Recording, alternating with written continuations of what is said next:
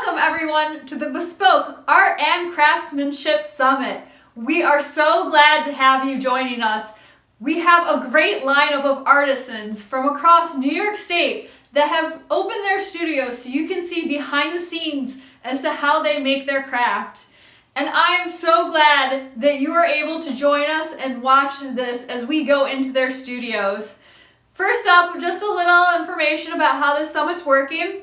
Each day a new video is going to be released that features one of the artisans. And when we have circulated through all the artisans, we'll release all the videos up the weekend of October 22nd through 24th, so that if you had to miss one of those videos or you want to watch it again, you can go back and watch those videos. So while you're watching these videos, maybe a question comes to mind like, oh, how did they do this? Or what's that? Or, how can I do that at home? Well, we have a great opportunity for you. On Saturday, October 23rd, we are having a live Zoom session with all the artisans shown and featured. And that's your chance to kind of interact with them and ask them any questions you want. Get their feedback onto how it is to run their own business or how they work in their craft. And we'd love to have you join us. As part of this summit, we collectively have decided to try to raise funds to pay off some of these expenses, because everything you've seen has been donated by the artisans themselves. Their time, their effort, the video recording, the video editing, everything this week that you will see has been donated by these individuals. And not only that, but they're willing to pay it forward. And they have designated CNY Arts, the Restart the Arts campaign, as a fundraiser for the summit. And what we are doing is we're giving a portion of any donations that come in to CNY Arts to help pay it forward and help other artisans that are struggling as part of the COVID shutdowns that have happened. This video features Forged On Conclusions, a custom jewelry design and manufacturing company, and they really help to make pieces unique and memorable to those individuals. What you'll see in this video is a Cardinal Ring being made. It was designed specifically for a customer, and it really incorporates different elements. But not only that, you'll hear the story of how this artisan got started, where his passion in blacksmithing became his full-time job in jewelry making years later in life. I sit back, relax, get a hot cup of tea, hot cup of coffee, and enjoy the video of Forged On Conclusions.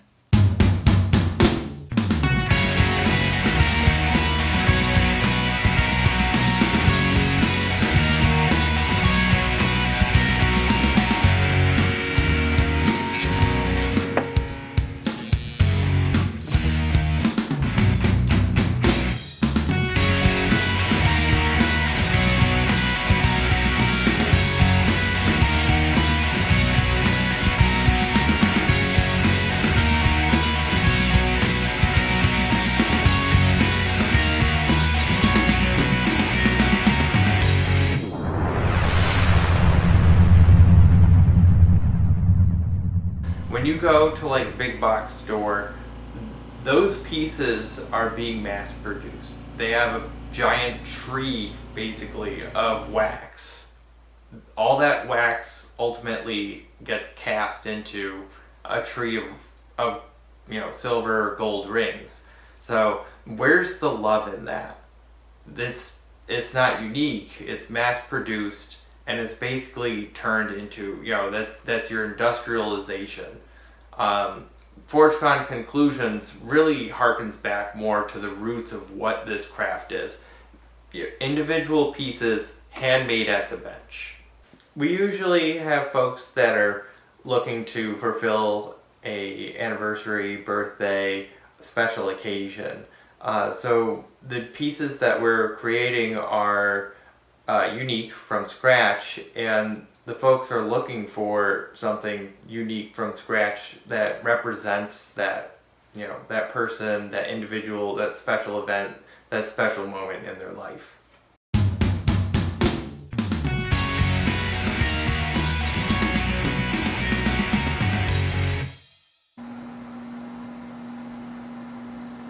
And so you can kind of see there's the blue showing back up. So this is for the top, and you can see how the blue is showing up in a whole bunch. places. You can actually do a whole bunch of things where you can like selectively heat different spots and put different twist patterns in, like reverse twist and stuff. These are optivisors. They have magnification lenses on them. And this actually has an additional lens that I can put down for further magnification. It's adjustable. Put it on, and then you could get really close views of your work. It started off as a youth. I loved rocks. I loved going into the backyard trying to find, sparkly rock.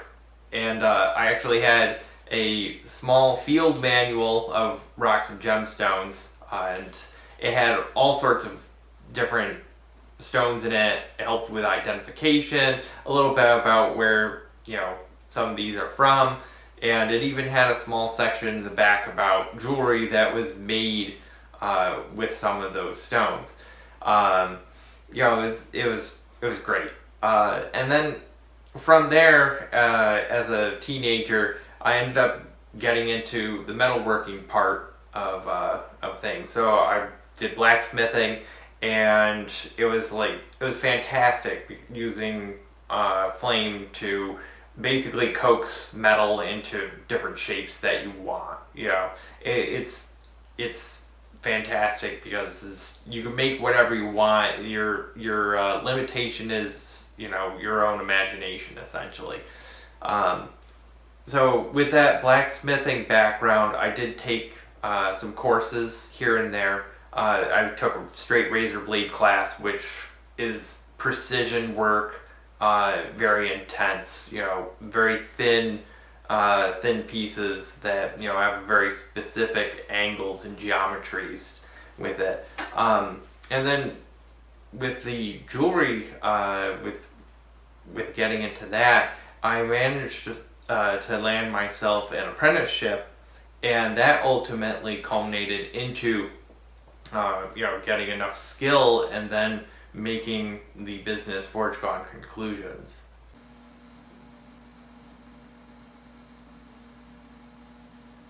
So now we got here and cut there. This is a jeweler's saw.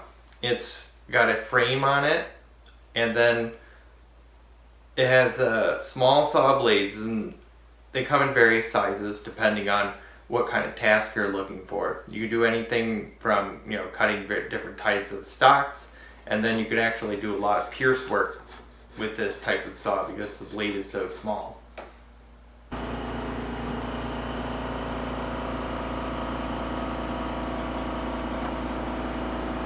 we'll do the same for this one.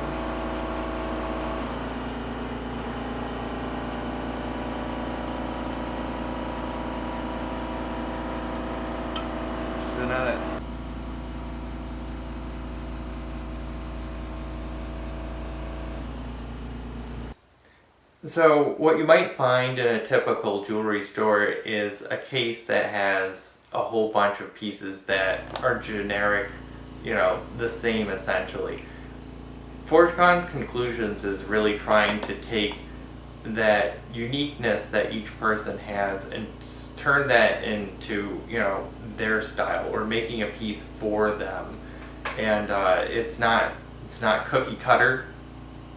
You basically have to find the inspiration that that person sees and transform that at the bench into the piece that they're looking for. So a lot of people have asked about this. This is a bench pin. It's adjustable. You can put different things on. So they're made of wood or plastic, variety of different materials. So this one is fairly new and not very well worn in yet at this point. So, but basically after a while, this will be like the jeweler's fingerprint. And jewelers will use it depending on what kind of repetitious motions they have. They'll have different patterns in it.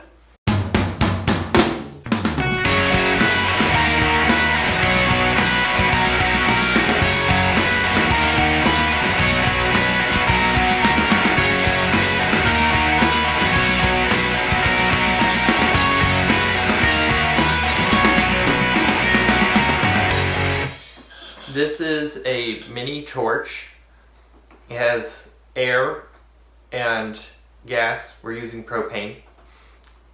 The air is being supplied from a oxygen concentrator.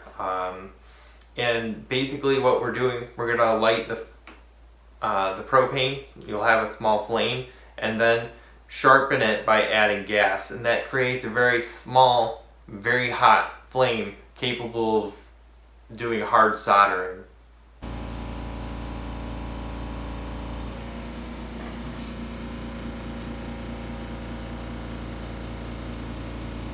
ForgeCon Conclusions got started out of the need to find more than just like, behind a bench hiding sort of situation. I really needed to find and expand my experiences with actual people, because they're the ones that are asking for that special piece to make that special moment. And in order to do that, you have to go out there, you have to get out from behind the bench and go approach those people and really get in touch with them, with their reality, and find out what it is that they're looking for.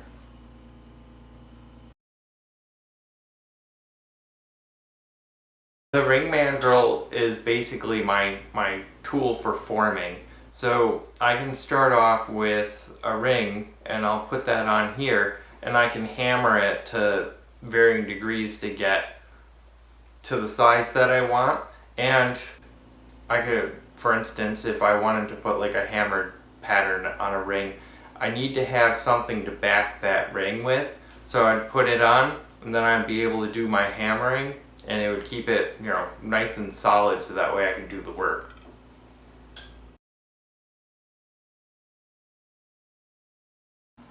I started drawing, obviously, when we were young. Everyone does drawing in school.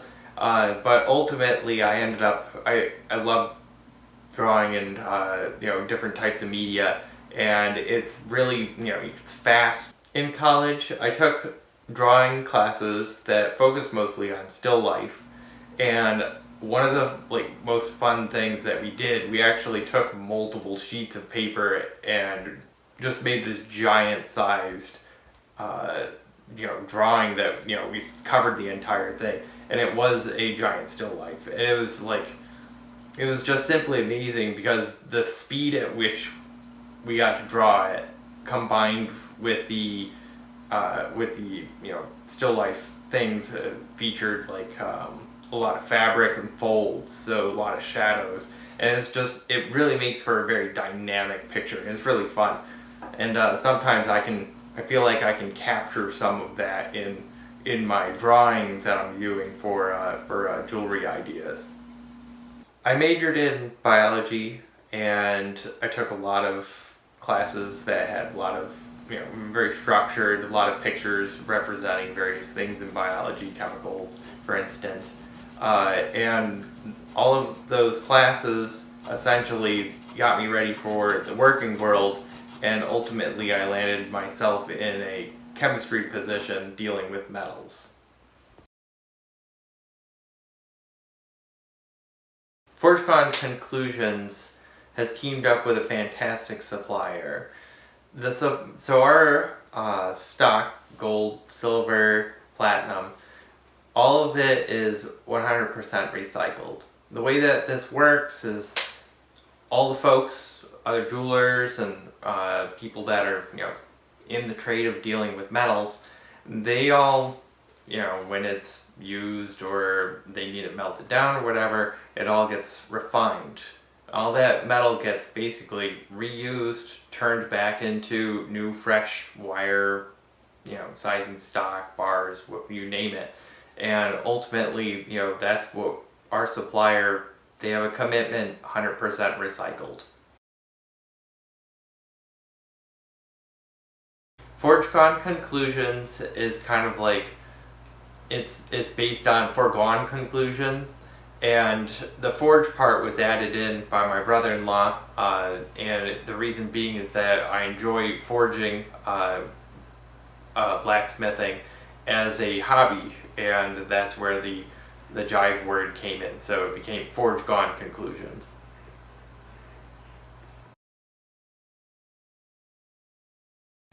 So one of the things that I really want to do is have a piece on the red carpet. I really think that that would be wicked fantastic. And everyone's got their fancy outfits, they look so beautiful, and I really feel that it would be an honor to have a piece out there on that red carpet.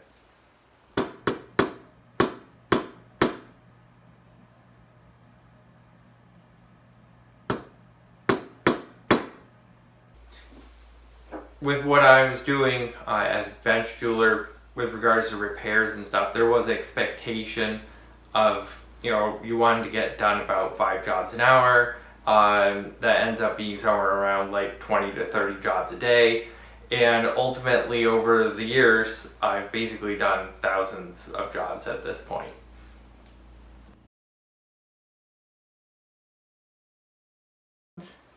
Forge Gone Conclusions, with our supplier, we're able to get both mine and lab-grown gemstones. The real difference is mined stones, genuine, are going to be coming from, the earth. They have nature's touch on them, and they're going to have, you're going to have a lot of variation, and that's why there's all sorts of different grading for the various types of stones. Man-made stones, they are basically grown in a lab, and they're going to have certain levels of quality that they're trying to reach. So you can actually get quite a bit of uniformity with man-made stones.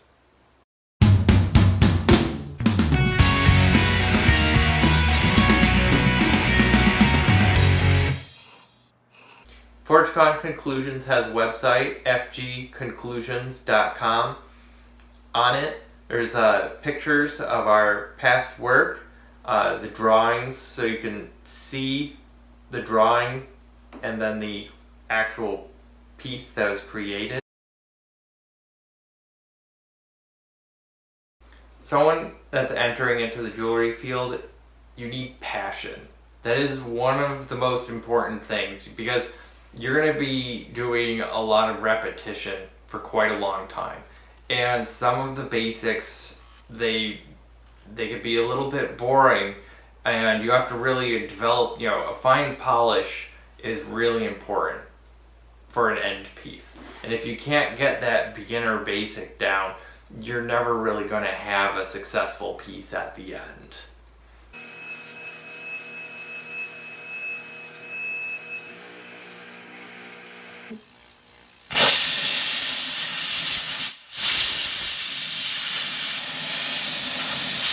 The Cardinal Ring is one of my most favorite pieces that I've created so far. It's a truly inspirational piece that really captures the emotion that the guest was really looking for. They had the vision of the cardinal being the protector, and the stones representing their birth months represent them.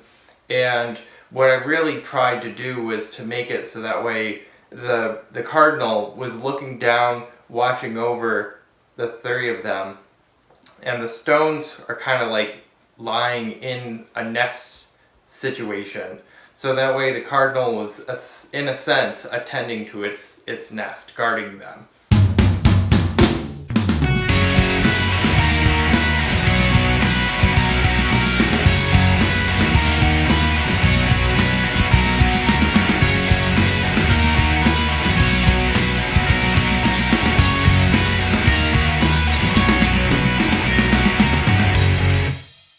Watching this video of Forge Gone Conclusions. If you like this and really want to support this artist, go to their website, fgconclusions.com, and browse. They have past work as to what they've created, and it's really unique and different, and it kind of gives you an idea of what each of the individuals they worked with in terms of what their creativity is. But if you really want to support them, go to their website, fgconclusions.com, and sign up for their email list. They send regular emails once a week. They kind of tell you what's going on day to day and how things are happening and some of the new pieces that they're working on. In addition, they have social media accounts. You can follow them on YouTube, LinkedIn, Facebook, and they're quite active on there also. If you know of somebody who really wants a unique, memorable gift, again, for more like a birthday, anniversary, holiday, definitely give them a call, look them up online. They'd be happy to work with you to help make that dream a reality. We have a great lineup for the rest of the week. We have fabrics for tomorrow, and that person takes fabric that is destined for the landfill and reclaims it and makes very durable tote bags out of it. Her energy and enthusiasm is unbelievable, so you definitely want to check in for that. And the rest of the artists during the week, we have ceramics, we have printmaking, we have card making, and we have a bicycle repurposer guy. Definitely tune back in to check those. And if you're watching us during the replay weekend, feel free to browse those other videos that are open access right now and check out the different artisans that appeared in our summit earlier this week.